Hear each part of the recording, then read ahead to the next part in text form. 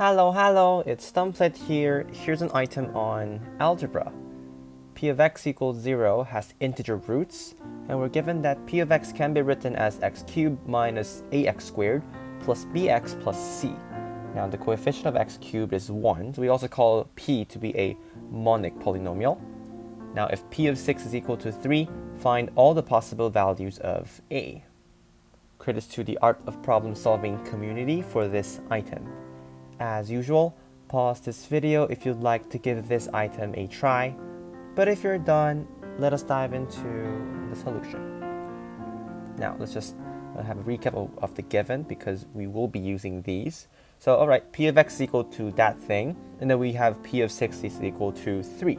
And logically speaking, that makes us want to substitute 6 into P of x, and I'm gonna get, alright, P of 6, which is 3, it's gonna be equal to, right, 216 minus 36a plus 6b plus c, right?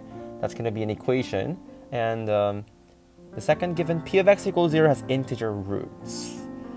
I don't think this given that we got, this thing that we got, if we substitute x to be 6, is going to be helpful with the second one. So probably this is not going to be the way we want to do this. And let's try to shift our perspective and focus on why does this help? So P of x equals 0 has integer roots. Now we want to take a look at the other possible way to write P of x. I mean, this is okay, but the other way to write P of x is to write it in the factored form. So in the factored form, we could have something like this. So P of x is equal to x minus r times x minus s times x minus t. R, s, and t are integers because we do have integer roots. And I think that P of 6 is equal to 3 is going to make a little bit more sense here because, so I'm going to substitute 6 again into this part. I'm going to get P of 6, which is 3, and then all the x's here become 6's. So 6 minus r times 6 minus s times 6 minus t. And because we do have r, s, t to be integers, these three will be integers. And the fact that P of 6 is equal to 3 gives us a little bit of, I'm going to say, a bit of number theory in here. We have to take a look at the factors of 3 because apparently 3 is equal to a product of 3 integers. Now, we do have integers here, so we have to take note that we can have positive and negative factors of 3. We have to be careful here. Now, there's a lot of permutations here that might, I'm going to say, ruin or like to disturb in the counting of how many possible ways or like the cases that we have here. So let's just say, again, without loss of generality here, let's just say this is the biggest one. So this thing is greater than or equal to that one, is greater than or equal to that one.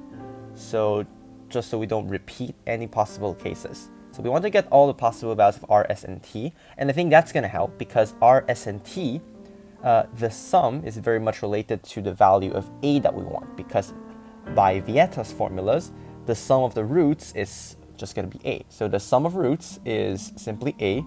So apparently we have to get the r, s, and t, so all possible triples of r, s, and t for us to solve the question. Anyways, so one obvious way is to have 3, 1, 1. Now obviously 3 is a prime number, so aside from 3, the other must be 1s. But we can't have negative 1s, so we could also have like 3 and then 2 negative 1s like this. And we could also have the 3 here to be negative. So we could have something like negative 3 and then 1, negative 1 like this. So again, I'm just writing it in a different order because I want to kind of follow my assumption that 6 minus r is the largest one, and then followed by 6 minus s and then 6 minus t. And I think that's going to be it because 3 is a prime number, so it's hard for me to think of any other ways to write the numbers down, so I think that's going to be it. So let's try to list down all the possible values of r, s, and t that we have acquired. All right, so in my first case, so in the 3, 1, 1 case, I would have r to be 3, s to be 5, and t to be 5. In my second case, I will still have r to be 3, but s and t would both be 7s. All right, and then in my last case, r would be 5, s would be 7, and then t would be a 9. All right, so we now have all the possible triples of r, s, and t. So let's just have a recap here. So we have 3, 5, and 5, 3, 7, 7, and then lastly we have 5, 7, and 9.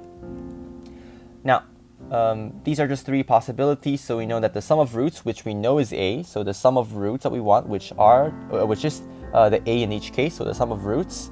In the first one, it's going to be 13.